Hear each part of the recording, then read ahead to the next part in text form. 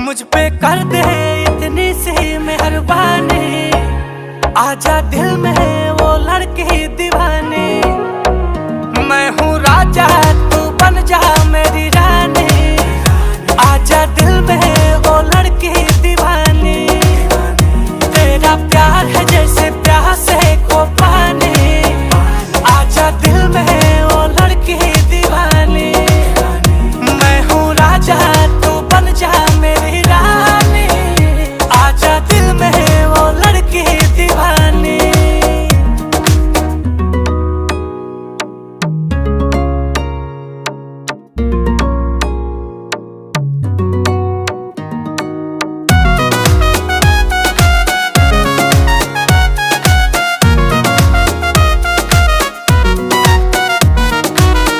रूप सुहाना तेरा दीवाना,